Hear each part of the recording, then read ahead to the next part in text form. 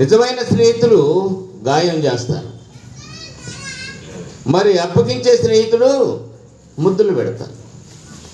ముద్దులతో మురిసిపోతావా, గాయమైనా కూడా ప్రేమించేవాడు. అందుకనే బైబిల్లోనే ఉంది. అందుకని ఆ నలుగురు మరి పక్షవాయు గల వారిని యేసు ప్రభు దగ్గరికి తీసుకొచ్చారు.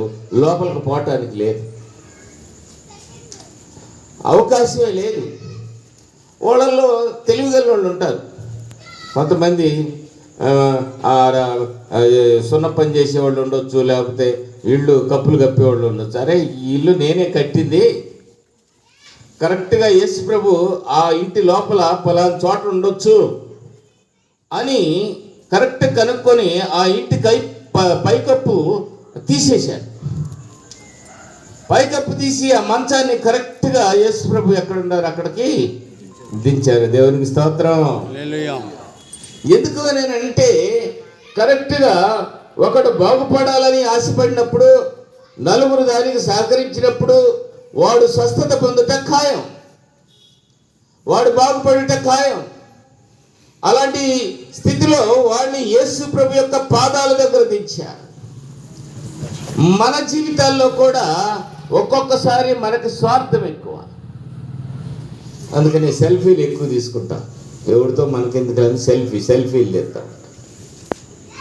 సెల్ఫిష్నెస్, స్వార్థం. ఈ స్వార్థం ఉన్నందువలన ఇంకొకటి ఆలోచన రాదు మనసులో, ఇంకొకటికి పెట్టాలనే మనసు ఉండదు, ఇంకొకటికి సహాయం చేయాలనే ఆలోచన రాదు.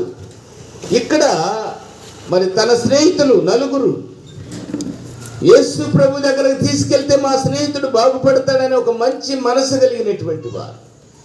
ఈ సమాజంలో మన కొరకు మంచి వాళ్ళు కూడా ఉన్నారు. నువ్వు ఎన్నుకోనవలసినటువంటి మంచి స్నేహితులతో నువ్వు ఉన్నప్పుడు నీ స్నేహాన్ని బట్టి నీ జీవితంలో వారు నీకు సహకారంగా ఉంటారు.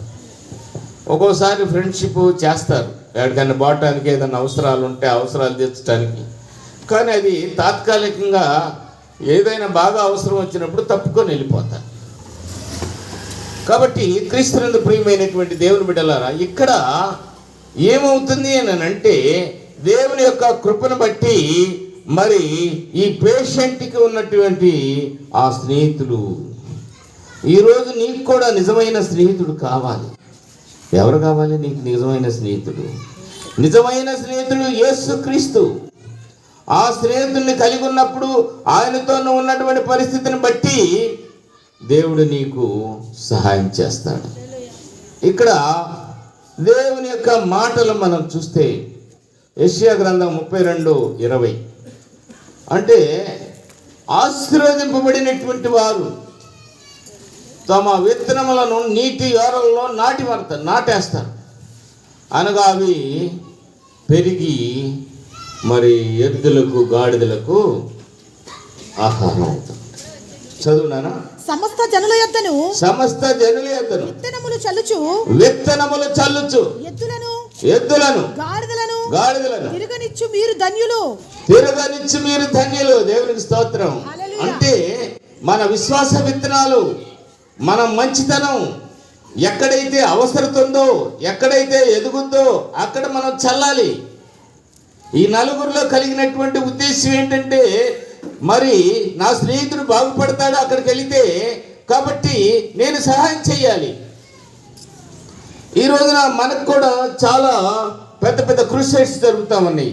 పెద్ద పెద్ద దగ్గర మనం వెళుతూ ఉన్నారు, స్వస్థతల కొరకు వెళుతూ ఉన్నారు, ప్రార్థనల కొరకు వెళుతూ ఉన్నారు, ఆశీర్వాదాల కొరకు వెళుతూ ఉన్నారు. కానీ నీ విశ్వాస విత్తనాలు చల్లాలి. నీ అవసరతలో, సమాజంలో అవసరతలో ఉన్నటువంటి బిడ్డల కోసం నువ్వు పని చేయాలి, వారికి సహాయం చేయాలి.